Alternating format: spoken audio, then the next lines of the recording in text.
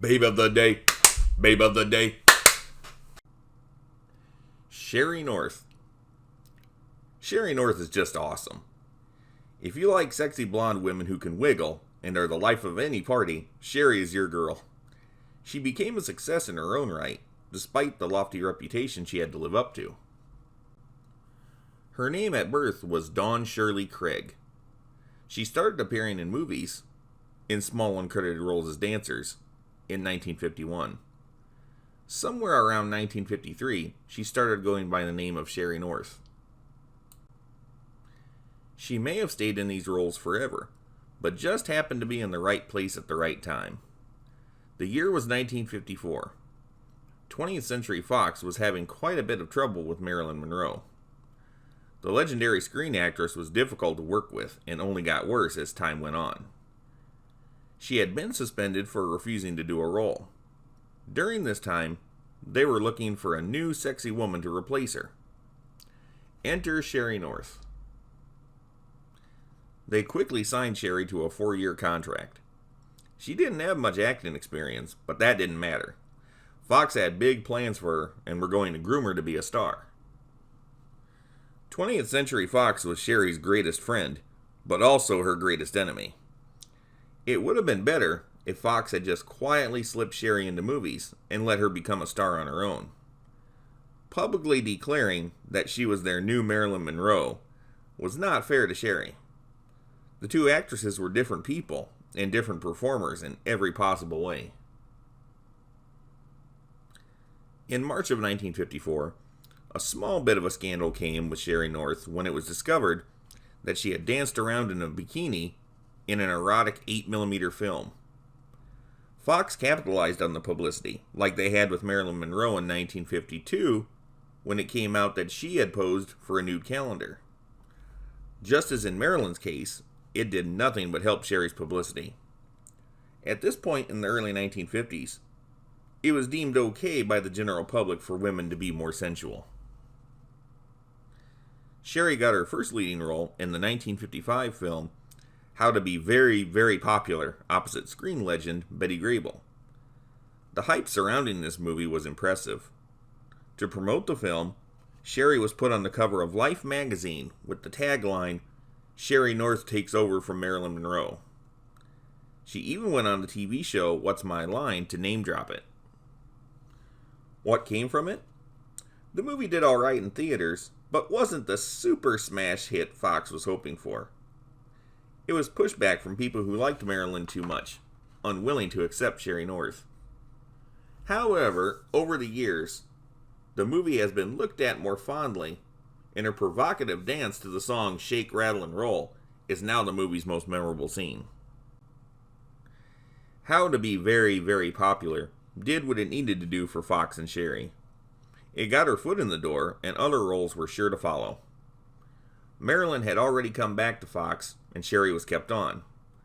Undoubtedly, this was meant to loom over Marilyn's head that she could be replaced if she got too cocky again. Fox wanted to recreate the magic of The 7-Year Itch, in which Marilyn starred with Tom Ewell. They put Sheree North in a movie with Tom Ewell and called it The Lieutenant Wore Skirts. This came out in 1956 and was a hit. Her next movie was a musical called The Best Things in Life Are Free. As much as Fox had been pumping up Sheree North, it was weird that she was now getting fourth billing to more established big-name male stars. The movie did okay, but wasn't a great hit. Fox was greatly losing interest in North. They signed her as a power play against Marilyn Monroe, but now that they had her back, they were just sweeping Sheree under the rug and writing out her contract. It wasn't a nice thing to do, but that's show business. To Sheree's credit, she didn't show animosity to Marilyn at all, definitely not on a public or professional level. Fox offered her the lead role in a movie called The Girl Upstairs. In it, she would be spoofing Marilyn Monroe's on-screen persona, picking on her. Sheree refused the role at the urging of her agent, and was suspended for 1 month because of it. Suspension or not, if Sheree had done the movie, it probably would have been career suicide. In 1956, Fox signed another blonde, and was she ever a bombshell?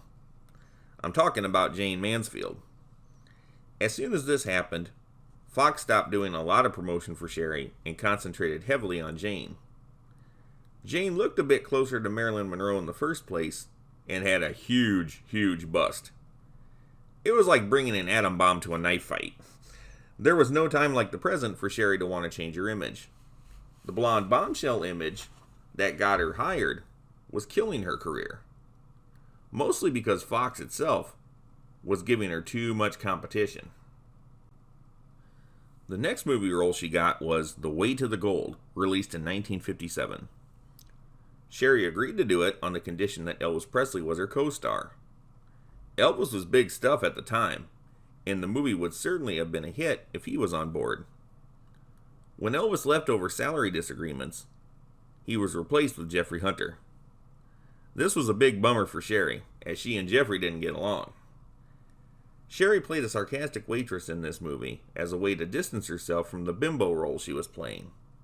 Despite everything, the movie was a box office success. Even though Sheree proved herself a capable actress, Fox still didn't have any time for her. She made 3 more movies for Fox. 2 were dramas, which have always been hard sells to movie audiences, and the third was a musical at the time when the musical was just about dead as a genre. None of these were box office successes, but if you look back at them, you'll see that Sheree North matured as an acting talent quite a bit. Ultimately, Sheree North was not the Marilyn Monroe clone Fox had wanted her to be. This was actually a good thing. Sheree was a lot more workable than Marilyn Monroe, and a lot more stable as a person. She also proved to have a bit more range than Marilyn. Sheree couldn't completely copy Marilyn, and likewise, Marilyn couldn't have done some of the roles Sheree was doing. Whether Marilyn wanted to admit it or not, she had typecast herself. After Sheree's time at Fox was over, her career stalled, but she continued to work steadily in films, TV, and on the stage. As a matter of fact, pretty much for the rest of her life, she never stopped working.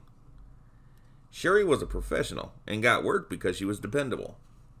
She ended up guest starring in a lot of popular television shows throughout the 1960s. In 1969, she finally got to do her Elvis movie. It was called The Trouble with Girls. A lot of great things happened for Sheree in the 1960s. Her stock had risen as a Broadway performer, and she did a lot of it. She wanted to stretch as an actress, and was able to do so, appearing on just about every Western, cop show, doctor drama, and sitcom she could do.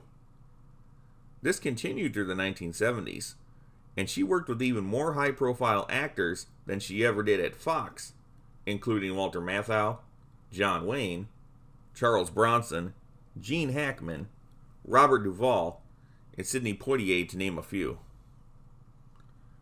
She played the girlfriend of Lou Grant, played by Ed Asner, on several episodes of The Mary Tyler Moore Show.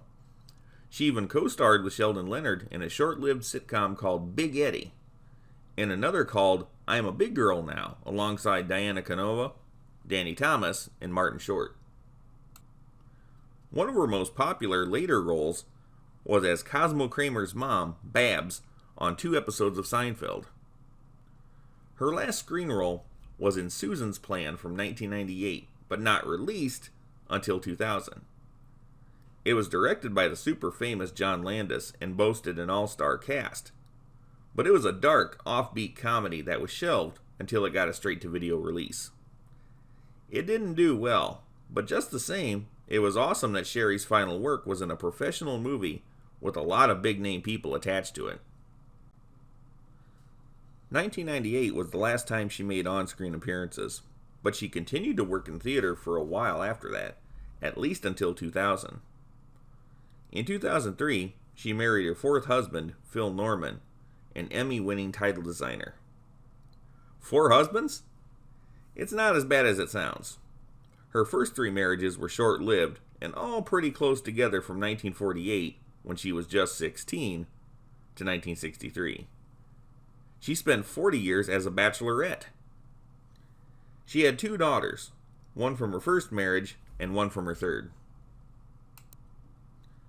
Sheree died in 2005. Although the Fox studio was setting her up for failure, she persevered and became an extremely capable actress with a long, successful career. She outlived many of her contemporaries, including Marilyn Monroe and Jane Mansfield, and probably had a happier life besides. If you watch any TV or movie made from 1951 to 1998, you have probably seen her in at least one show that you think is cool. Longevity is sexy, and Sheree has earned her status of Babe of the Day, Babe of the Day,